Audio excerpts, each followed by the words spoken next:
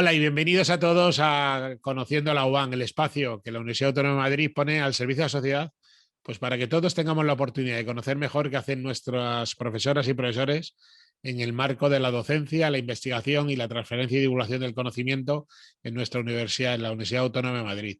Como universidad pública queremos realmente ser útil a la sociedad y en esta utilidad queremos también que se nos conozca y se nos conozca cada día mejor. Y hoy vamos a hablar de un tema pues muy interesante, realmente a cualquiera que le haya gustado el tema, pues seguramente haya leído también a nuestra invitada de hoy en alguno de sus artículos, seguramente. Hoy queremos hablar de la historia de las mujeres en la Edad Media y para eso hemos llamado a una de nuestras especialistas, a la profesora Yolanda Guerrero. Hola Yolanda, ¿cómo estás? Hola, Fidel. Muchísimas gracias por estar con nosotros en Conociendo la UAM, de verdad. Gracias a vosotros por esta iniciativa estupenda y por haber contado conmigo, naturalmente.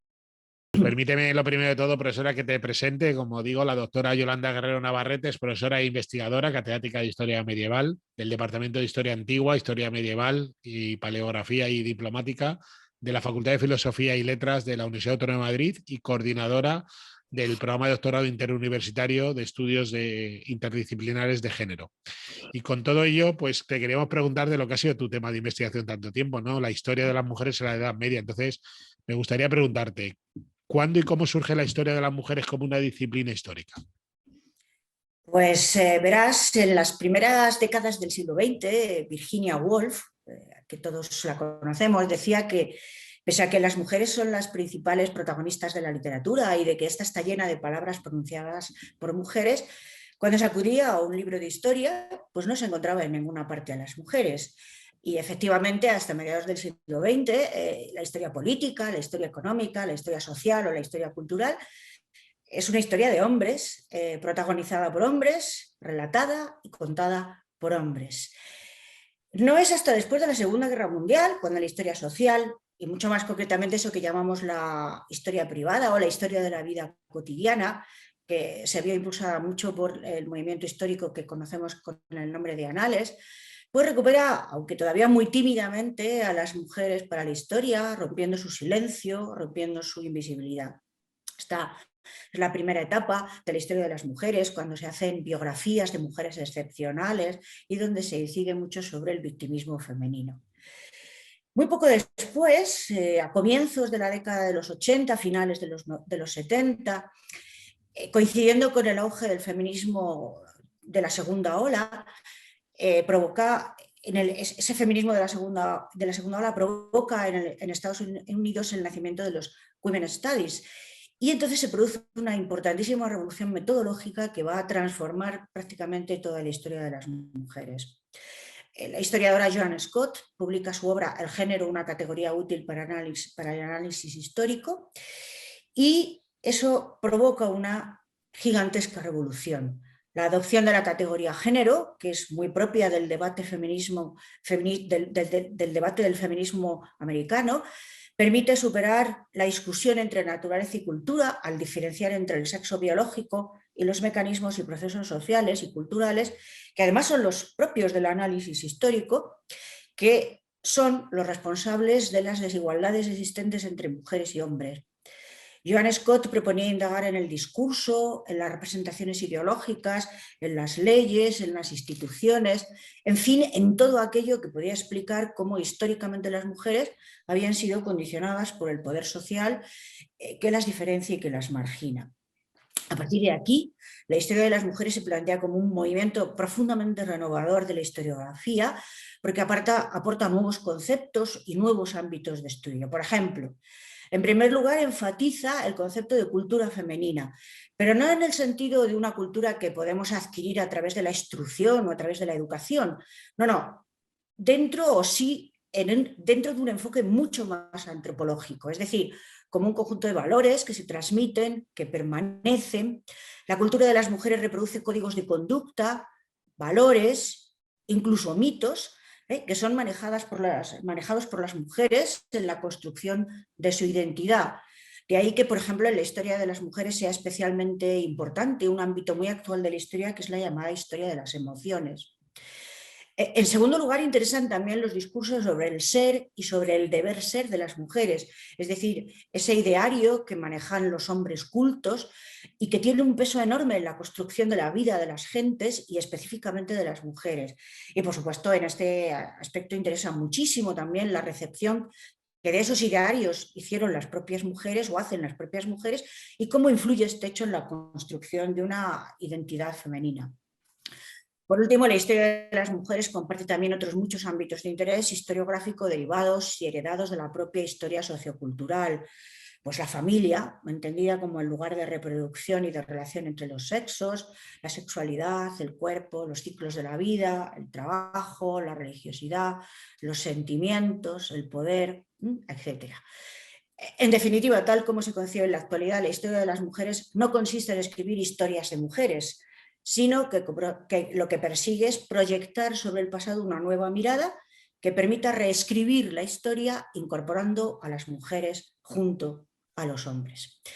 Quiero decir que en la UAM, en los departamentos de historia, desde comienzos de los años 80 desarrollaron su investigación y su docencia, iniciándonos además a muchas de nosotras en esta disciplina, algunas de las más destacadas investigadoras pioneras de la historia de las mujeres en nuestro país. Pues, por ejemplo, Margarita Ortega, Pilar Pérez Cantó, Pilar Folguera, Lisa Garrido, son algunas de ellas. O sea, Guerrero, de todo lo que nos has contado a lo largo de la historia, me gustaría focalizar ya en las investigaciones que hacéis en vuestro grupo, ¿no? Al final, ¿en qué campo concretamente investiga vuestro grupo y cuáles son los objetivos que tenéis y en el fondo que tiene la Universidad Autónoma de Madrid a la hora de estudiar estos temas? Muy bien, trato de concretar. Yo soy medievalista, así que en primer lugar centramos nuestro estudio en la Edad Media y más concretamente en la Baja Edad Media. En ese sentido, nuestro grupo lleva varios años analizando las formas de ejercicio del poder de las mujeres, pero del poder de las mujeres de la nobleza castellana en los siglos XIV y XV. Y lo hacemos partiendo de un marco metodológico y analítico que consideramos muy novedoso, que compartimos además con otros grupos de investigación punteros, tanto europeos como españoles, y que se designa habitualmente, generalmente con el nombre de queenship. Como su nombre mismo indica, los estudios de queenship se han centrado en el estudio del poder de las reinas y han puesto de manifiesto que el ejercicio del poder no se reduce simplemente a participar en el gobierno de una manera pública, sino que constituye un acto mucho más complejo que permite o que equivale a poseer influencia sobre diferentes actos de gobierno, que supone disfrutar de una posición que permite influir en otros y utilizar el trabajo de otros para su propio prestigio. Desde siempre los historiadores reconocieron a las reinas un poder fáctico vinculado a las alianzas, a los matrimonios, a la diplomacia, a la intermediación. Solo en unos poquitos casos, en aquellos que llamamos reinas propietarias, por ejemplo, es decir, aquellas que les corresponde el reinado por nacimiento, como es el caso de Isabel la Católica o Urraca de Castilla, o en el caso de las regentes, se ha reconocido a las mismas, es decir, se ha reconocido a las reinas un poder formal. Sin embargo, los estudios de queenship están muy lejos de entender a las mujeres de la realeza y de la aristocracia como meras herramientas de la autoridad de los hombres que la rodean, ¿no? Y centran el foco de análisis en sus actuaciones de gobierno, en el contexto que las rodea, sus clientelas, los oficiales de su casa y corte, las redes de influencias, y tratan de poner de manifiesto la trascendencia y la significación de estas mujeres en los entresijos de la monarquía. Este innovador enfoque articula el análisis del poder femenino en torno a tres ámbitos de interés especial. Primero estudia los tipos de poder que ejercen las reinas, tanto en su vertiente más tradicional como matrimonios, alianzas, linaje, como en lo más novedoso, redes clientelares, influencias. Esto sería la faceta informal del poder femenino. Luego aborda también el análisis de los aspectos que podríamos considerar como poder formal, es decir, su capacidad de gestión y administración de sus bienes propios.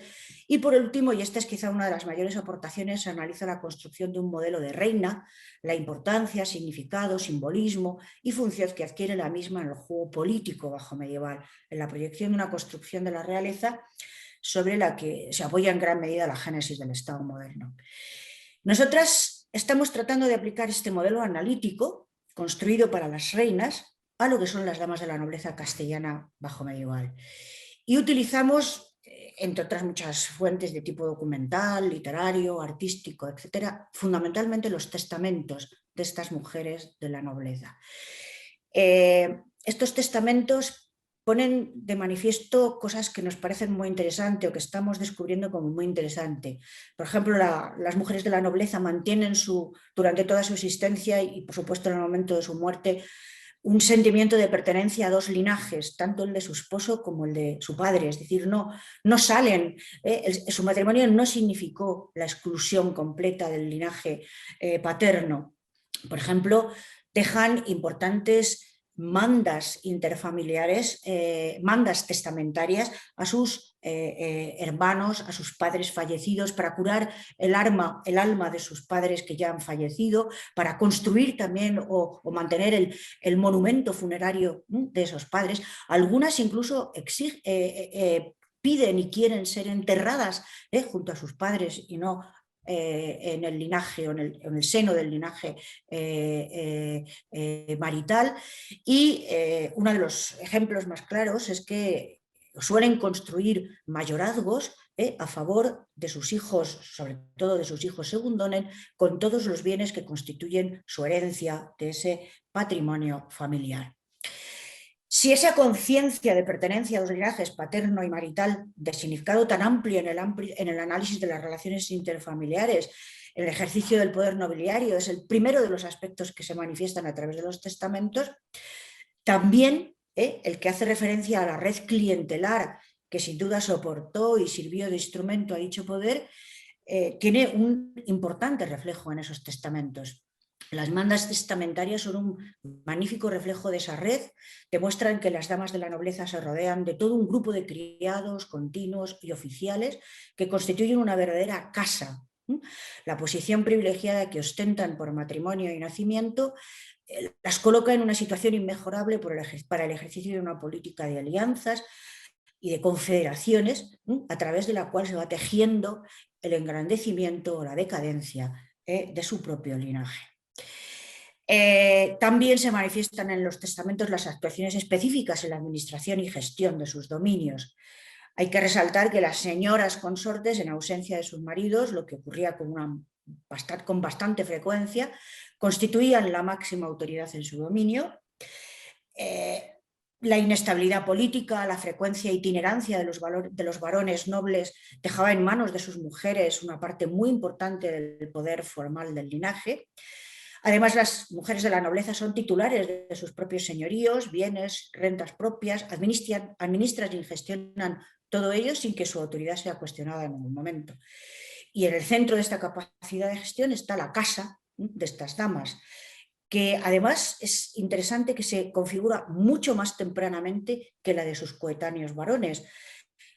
Las nobles consortes disponen de casa en el mismo momento en que se casan, y disponen, por tanto, así de criados a su servicio, mientras que los hombres tienen que esperar a ostentar la titularidad del linaje para disponer de sirvientes.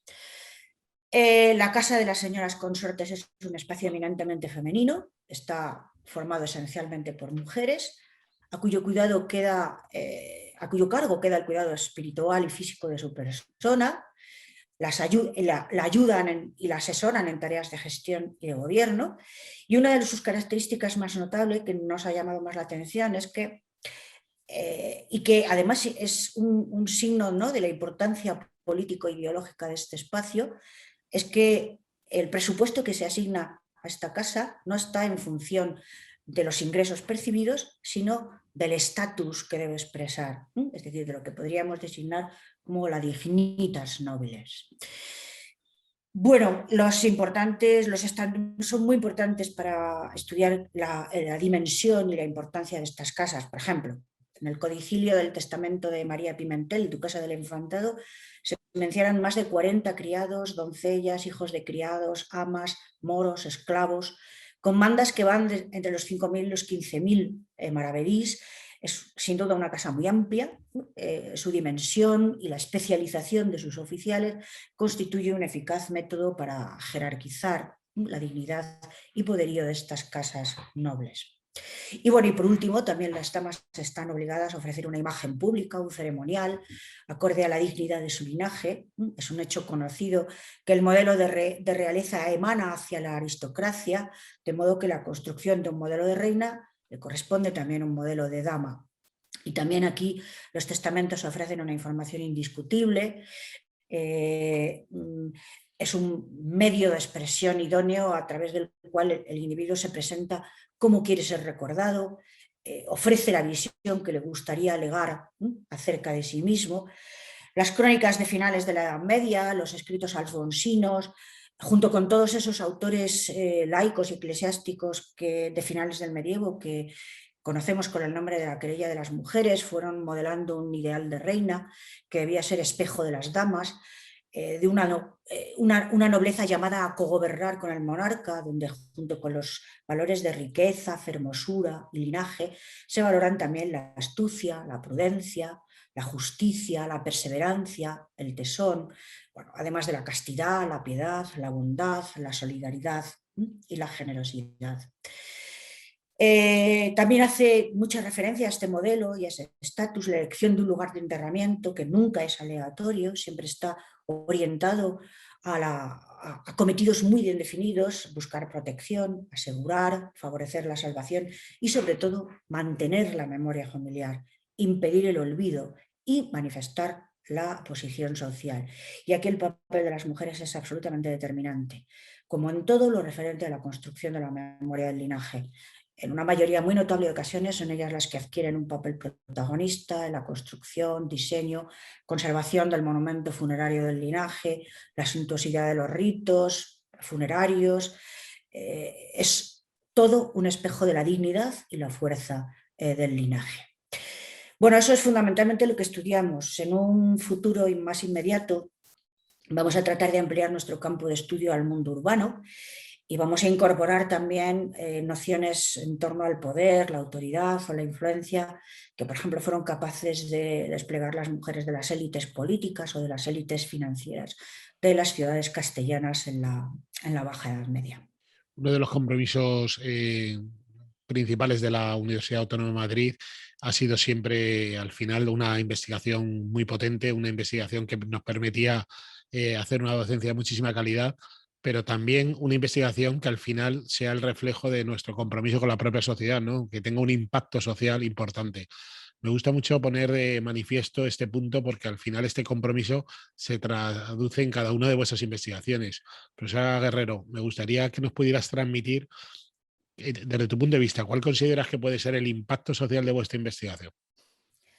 Bueno, nuestra investigación se mueve, como muchas de las ciencias humanas y de las ciencias sociales, en el ámbito de la ciencia básica, no en el ámbito de la ciencia aplicada.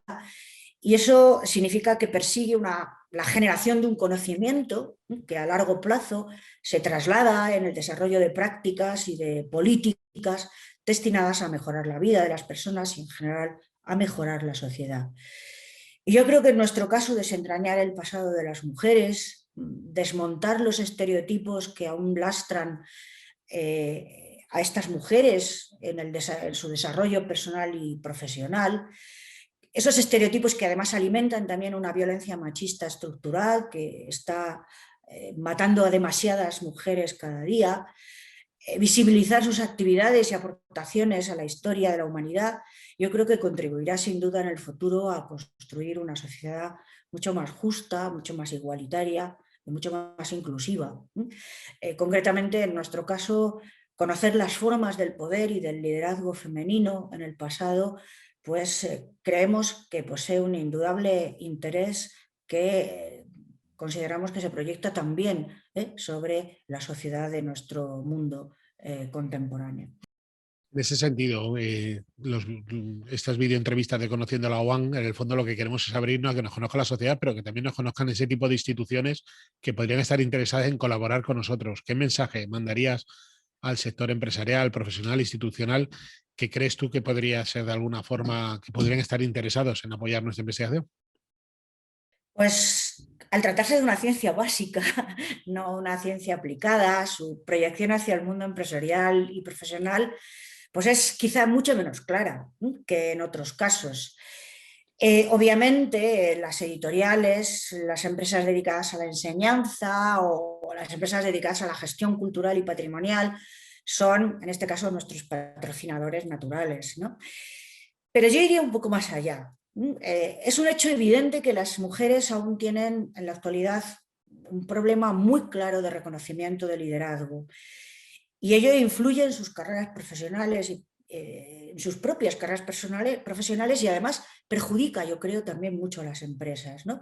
Las mujeres asertivas son tradicionalmente consideradas como poco femeninas y el liderazgo no es una capacidad asociada a los roles asociados culturalmente, ¿no?, a lo femenino. Pero por el contrario, y paradójicamente, son muchos los estudios que demuestran e insisten en las habilidades de las mujeres en el campo de los recursos humanos, en la dirección de equipos y en el liderazgo empresarial. Insisten en que la forma específica de ese liderazgo femenino aporta unos valores muy apreciados y esenciales en ese ámbito empresarial. Entonces yo animaría a las empresas a fomentar estos estudios históricos y sociológicos sobre la forma de ejercicio del liderazgo y del poder de las mujeres, a desmontar muchos de los estereotipos y prejuicios que rodean a las mujeres con poder, porque estoy convencida de que eso redundará inmediatamente en beneficio inmediato de sus instituciones.